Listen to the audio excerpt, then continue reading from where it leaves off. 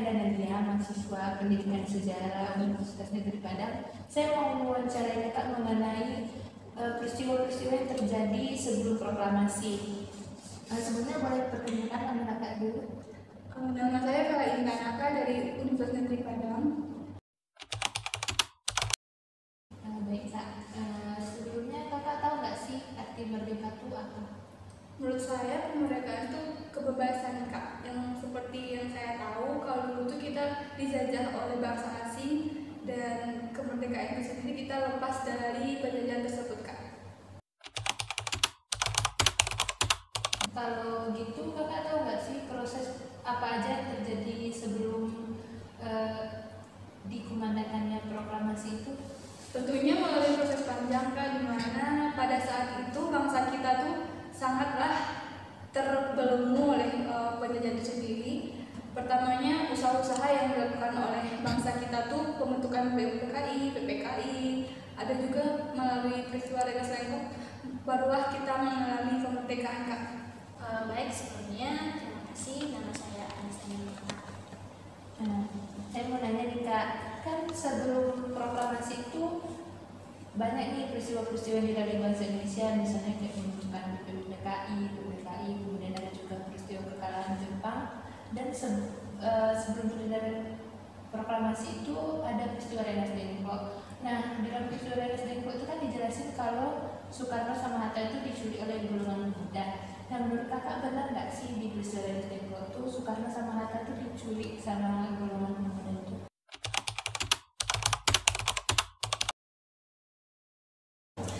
Sepengetahuan saya sih iya diculik, karena pada masa itu kan Soekarno sama Hatta ini menolak untuk diadakannya proklamasi dan dia tetap ingin menunggu dari janji dari Jepang. Kemudian karena pada masa itu juga telah diumumkan bahwasanya Jepang ini kalah dengan sekutu, maka dari pihak golongan muda ini dia mendesak untuk kepada golongan tua untuk segera melaksanakan proklamasi. Ya itu kan. Terus kakak tahu nggak sih pembacaan teks proklamasi itu tuh dilakukan di mana?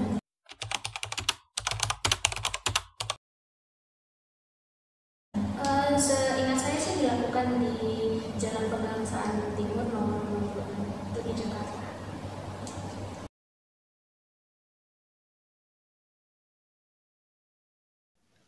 Proklamasi kemerdekaan Indonesia terjadi pada tanggal 17 Agustus 1945. Sebelum berlangsungnya proklamasi tersebut, terdapat beberapa peristiwa yang terjadi. Peristiwa tersebut berawal dari memanasnya Perang Pasifik yang terjadi antara pihak sekutu, yaitu Amerika Serikat dan tentara Jepang. Pada saat berlangsungnya Perang Pasifik tersebut, Indonesia sedang berada di bawah kekuasaan Jepang. Ketika Jepang semakin terdesak oleh pihak sekutu, Perdana Menteri Jepang yaitu Kuniaki Kaiso mengumumkan bahwa bangsa Indonesia diperbolehkan untuk merdeka di kemudian hari. Untuk mendukung rencana tersebut, pada 1 Maret 1945, Jepang membuat 3 tindakan sebagai berikut. Yang pertama, membentuk Dokuritsu Junbisho Sakai atau BPUPKI, kemudian mempersiapkan lembaga Kenkogakuin atau lembaga latihan nasional yang melatih dan mendidik calon pemimpin negara yang baru, dan yang ketiga memperluas pembicaraan tentang kemerdekaan Indonesia. BPUPKI merupakan panitia bentukan Jepang yang dibentuk untuk mempersiapkan hal-hal yang dibutuhkan bangsa Indonesia untuk merdeka. BPUPKI ini diketuai oleh Dr. Rajiman Wediningrat dan Panji Suroso sebagai wakilnya. BPUPKI mengadakan rapat yang berlangsung dari tanggal 29 Mei hingga 1 Juni 1945. Pada rapat tersebut, BPUPKI membahas mengenai dasar negara Indonesia dan kemudian membentuk Panitia 9 pada tanggal 1 Juni, di mana Panitia 9 ini mengadakan rapat pada tanggal 22 Juni yang kemudian menghasilkan Piagam Jakarta. Nah, dari Piagam Jakarta inilah kemudian menjadi asal-usul terbentuknya pembukaan Undang-Undang Dasar 1945. Tetapi pada tanggal 7 Agustus 1945, Jepang membubarkan BPUPKI dan langsung membentuk PPKI atau Panitia Persiapan Kemerdekaan Indonesia. PPKI secara resmi diresmikan pada 9 Agustus 1945 yang kemudian Insinyur Soekarno, Muhammad Hatta, dan Dr. Rajiman Weddireningrat dipanggil ke Dalat Vietnam untuk menemui Jenderal Terauchi. Dalam penemuan ini, Soekarno diangkat menjadi Ketua PPKI dan Jepang menjanjikan bahwa Indonesia akan merdeka pada tanggal 24 Agustus 1945.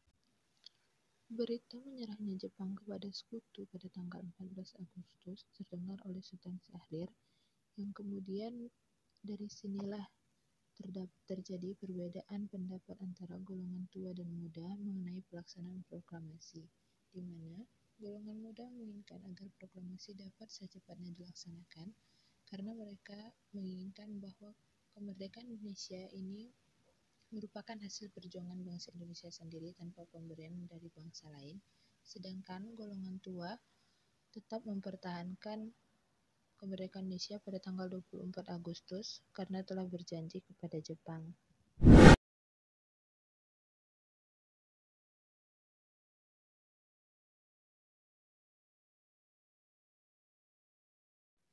Salah satu penyebab kekalahan Jepang ialah pengeboman kota Hiroshima dan Nagasaki pada tanggal 6 dan 9 Agustus yang dilakukan oleh pihak Amerika Serikat. Alasan Amerika Serikat mengebom Hiroshima dan Nagasaki ini adalah karena kedua kota ini merupakan kota penting bagi militer Jepang, yang di mana Hiroshima merupakan markas militer Jepang, sedangkan Nagasaki merupakan gudang persenjataan Jepang, yang di mana ini On the battleship Missouri,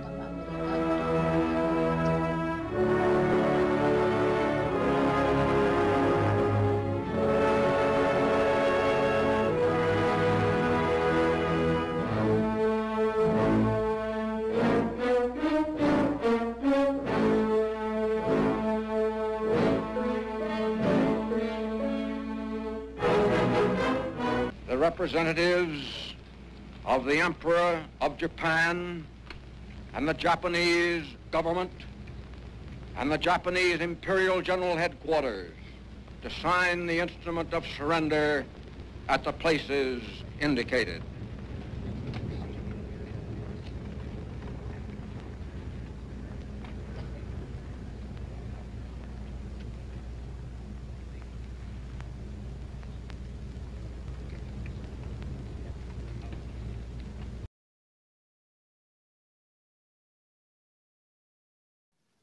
'Jepang resmi menyerah tanpa syarat pada tanggal 15 Agustus 1945. Alasan Jepang menyerah ini karena adanya kehancuran kota Hiroshima dan Nagasaki akibat bom Amerika Serikat, serta adanya ancaman dari Uni Soviet yang membuat Jepang sadar bahwa kekalahan sudah tidak dapat mereka elakkan lagi.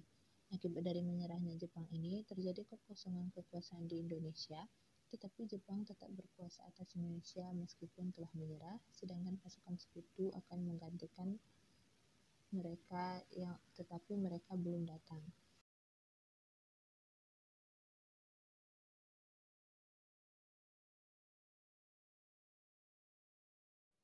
15 Agustus 1945 pukul 11 malam, golongan muda menemui Soekarno dan Hatta di kediaman Soekarno untuk melobi Soekarno dan Hatta agar secepatnya melaksanakan proklamasi.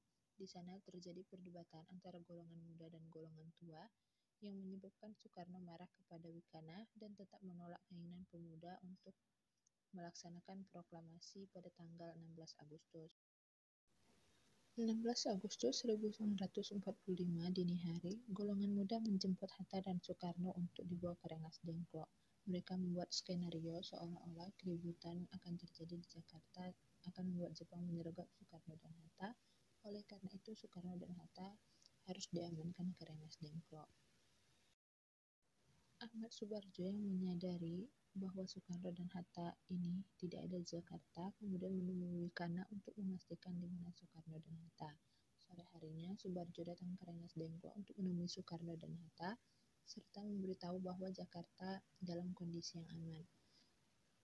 Disinilah menjadi titik awal melunaknya Soekarno dan Hatta mengenai percepatan pelaksanaan proklamasi yang akhirnya mereka membuat keputusan yang dinamakan Persetujuan Rengas Dengklok dengan syarat bahwa proklamasi harus dilaksanakan di Jakarta.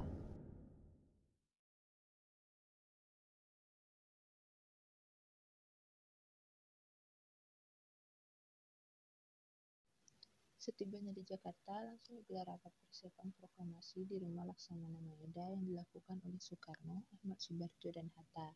Kemudian, mereka menghasilkan naskah proklamasi, yang naskah proklamasi ini diketik oleh Said Melik.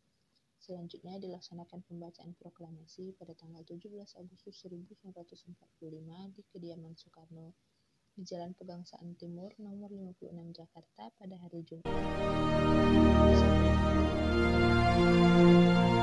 Proklamasi. Kami, bangsa Indonesia, dengan ini menyatakan kemerdekaan Indonesia. Hal-hal yang mengenai pemindahan kekuasaan dan lain-lain diselenggarakan dengan cara saksama dan dalam tempo yang sesingkat-singkatnya.